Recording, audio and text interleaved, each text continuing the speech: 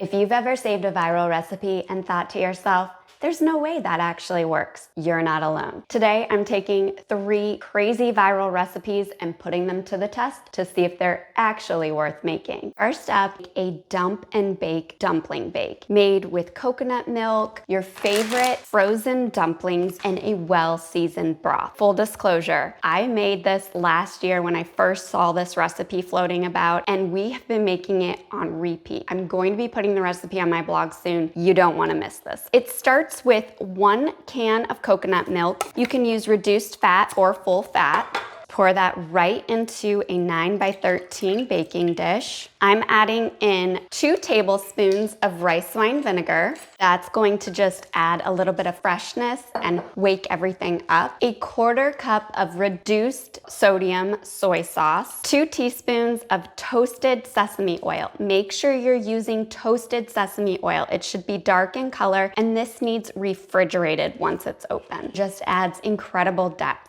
I use it for stir fries, this dumpling bake, salad dressings. Grate in 1 clove of peeled garlic here. Grating it just makes it really finely minced so that there's no like strong bites of garlic. But you could certainly use the jarred garlic that you get and keep in your refrigerator and just use about a teaspoon of that. I'm also going to grate some fresh ginger. Now I keep a peeled ginger root in my freezer at all times. That way I can pull it out of the freezer and it grates from frozen. So I'm gonna add about 2 teaspoons of that.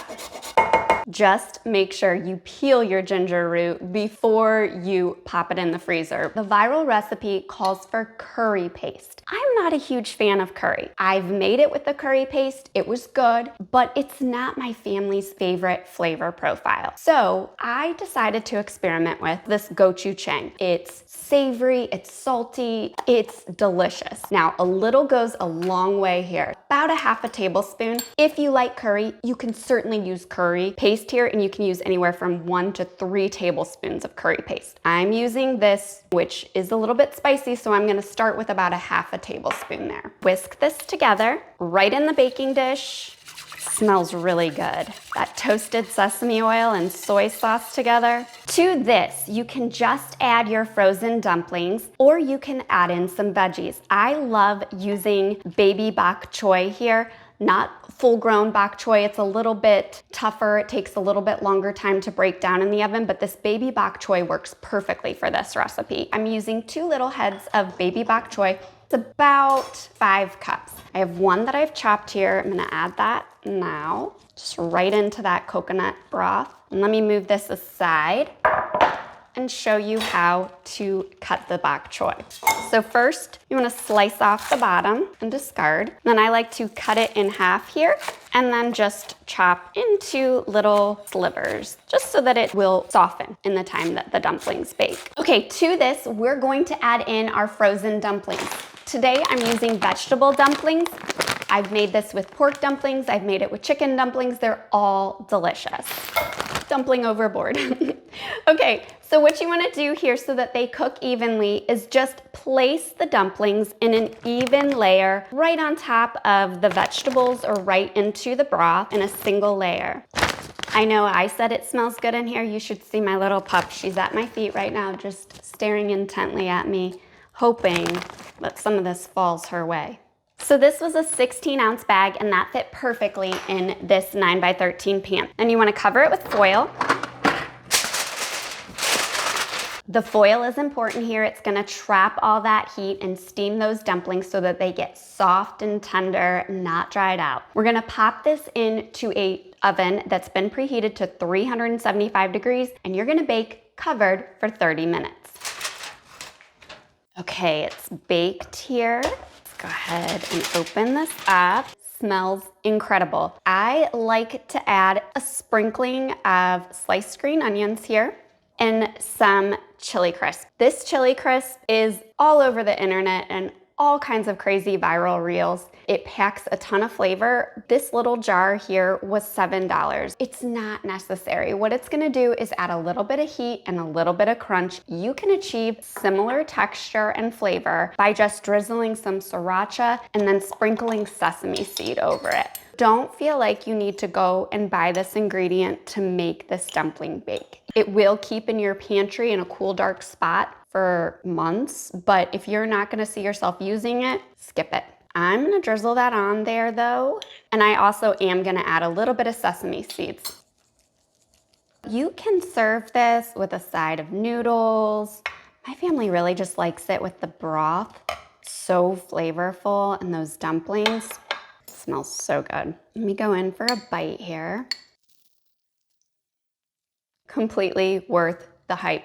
The broth is creamy. It's a little bit spicy. That's because I use the gochujang. You can certainly use curry paste. The bok choy is tender. The dumplings melt in my mouth. It is seriously so good. I love a one pot meal, don't you? One pan to clean, simple prep. This is definitely a keeper. For our second viral video, we're going to make a smash taco. And what that is, if you've not seen it, is where people take seasoned meat, ground meat, and press it onto a tortilla raw, fry it up, and then serve it with your favorite toppings. At first, I wanted nothing to do with it, but I have been seeing it on repeat, and finally, I decided it was worth a try. So I'm gonna put my spin on it. I'm gonna use lean ground chicken and build a Caesar chicken smash taco kind of thing. So let's see how it goes. I'm gonna start with making a mock homemade Caesar dressing. This is very similar to one I have on my blog, minus the anchovy paste, so that it's a little bit more pantry staple friendly, and we can make a delicious Caesar salad without anchovies. I have just a 1/4 cup of mayonnaise. You could use plain Greek yogurt.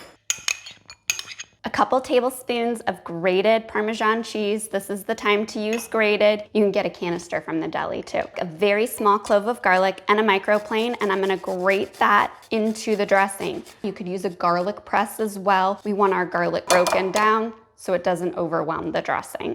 Pinch of salt, generous pinch of pepper, and then I am going to add some Worcestershire sauce. Usually I add about a teaspoon. I'm gonna add just a splash more because we're gonna make up for that anchovy that's missing. Gives this a nice umami-like flavor there. Fresh lemon is key. Give it a nice, bright, acidic touch. So I'm gonna juice just half a lemon. This was a large lemon.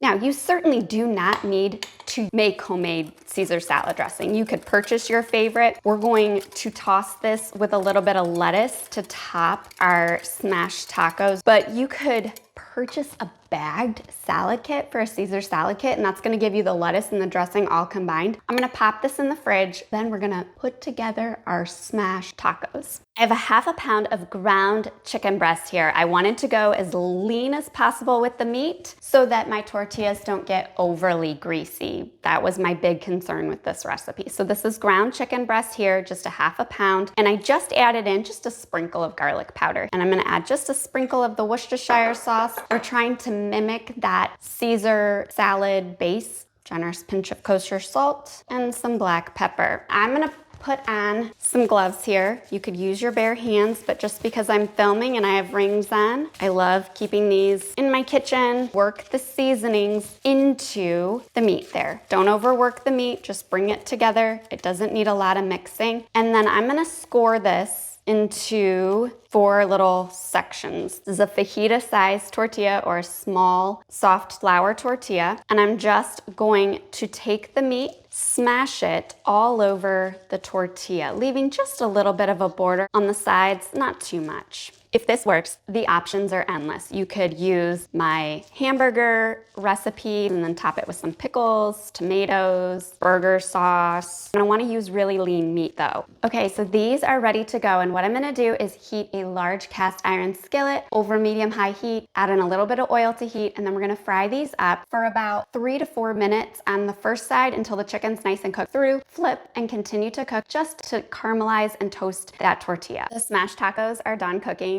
I will be honest with you, it did create a little bit of a mess. There's a lot of splatter, so that is something you want to take into consideration if that bothers you. Let's talk about how to dress these. I forgot to add a key ingredient to my Caesar dressing, and that's Dijon. About a tablespoon there, and just give it a whisk. And I'm using romaine hearts here for a nice crisp crunch. You know how those salad kits you get, they have the crispy breadcrumbs or croutons in a Caesar salad? I thought I'd kind of replicate that. So I have just some croutons here in a sandwich bag. I'm gonna use this Dijon mustard jar here and just give them a little crisp. If you're using a salad kit, you're already gonna have it on hand. That works perfectly. So then let's take one of these tacos here. You can see it did get nice and crispy around the edges. It is a little bit soft on the center and crispy on the edges on the backside. I could see if I had not used lean meat, it would be really, really greasy. So to this, I am just going to add a little bit of the lettuce, a little bit of the croutons for some crunch. Never go wrong with croutons, right? And then let's go in for a bite. I was incredibly skeptical. Even cooking these, I was like, it's a little greasy. I'm not sure this is for me. It's really good. It is a little greasy, but it has so much flavor and texture. It's actually a winner. I can see why it's viral after all.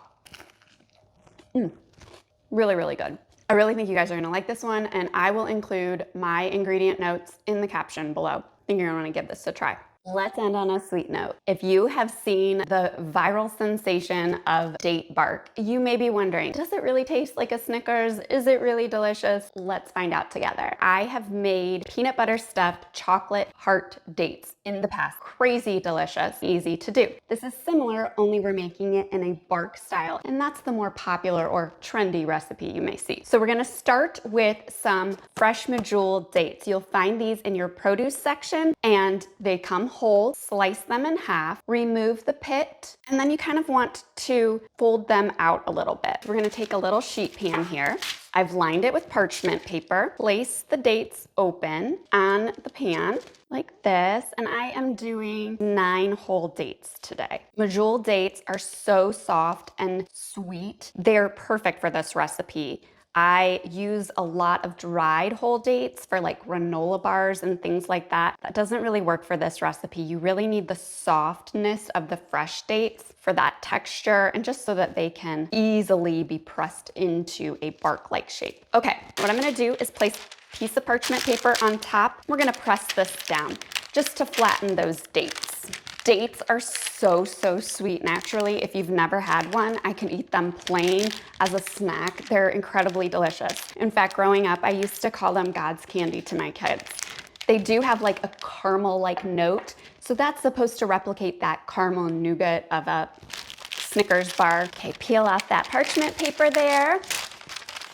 Dates are sticky. That wasn't as easy as I thought. Okay, so to this, I'm going to add some creamy peanut butter. Now, I'm using natural peanut butter here, and I'm going to microwave it for about 45 seconds just to get it easy to pour. Okay, so let's just drizzle that peanut butter right over the dates. Now, what you top this with is up to you. I've seen people add sliced banana, sliced strawberries. I'm just gonna add some chopped nuts today for a little bit of crunch, and then we're gonna let that harden in the fridge or freezer to speed it up, and then I'm gonna pour melted chocolate over the top for that chocolate layer. You can just kind of spread the peanut butter around a little if you want. Because we warmed it up, it covered pretty well there. I'm going to add some almonds, pecans, and peanuts for a little extra crunch. Almond butter would work here well in place of the peanut butter if that's what you have on hand. You definitely want to use a natural or a refrigerated peanut butter here. You want one that's nice and liquidy so that it easily pours over the dates. Pop this in the fridge. You could pop it in the freezer too, just to let it set up for a little bit. And while that's in the freezer, I'm gonna take that time to chop up some dark chocolate to melt so that I can add that over the bark once it's set up. I've placed my chopped chocolate in a glass measuring cup. I'm gonna melt it in 30-second intervals, stirring in between until it's nice and glossy. Peanut butter layer has set up here. My chocolate is melted. I'm gonna pour my chocolate over this mixture here. I'm using dark chocolate. You can use milk chocolate. You could use semi-sweet. You could use chocolate chips. I used a bar that I had. Adding a little bit of coconut oil here, a teaspoon or 2 would help the chocolate to pour a little bit easier. I was completely out of coconut oil. This will still work. It's just not maybe as thin and pourable. No big deal. If you had a lot of leftover melted chocolate, what you could do is dip in some pretzels, some nuts, let that set up on the parchment paper as well, so that you're not letting any of that chocolate go to waste. That's Layla's favorite thing to do. She'll get some pretzels and some raisins and drop them in leftover melted chocolate. That happens a lot at the holidays. I'm gonna finish this with some flaky sea salt, totally optional. We're gonna return this to the fridge or the freezer and let it set up. But really, I can already tell you this is gonna be good. How can it be bad? It's chocolate and peanut butter and dates. What's not to love? All right, my bark is set up. Place the parchment paper right on my cutting board here so that I can cut this into chunks. So using a really sharp knife, chunk it up, right? It's not going to break like traditional chocolate bark because of those dates. They're never gonna harden that way. This is like a soft and chewy bark, reminiscent of a Snickers bar. It gives you that soft nougat with that little bit of crunch and chocolate. Reminiscent, potentially. Copycat, I don't think so. Well, let me go in for a little bit of a bite here. It's so good. It's perfectly sweet. It's rich. It's creamy. It is so much better than any Snickers bar. This was a perfect recipe to end on. It does take a little bit of prep. Fresh dates aren't cheap, but oh my goodness, is it incredibly delicious. So good. In the meantime, leave me a comment below. Tell me which recipe that you're gonna try and which one you would love to see me experiment with next time. Happy cooking.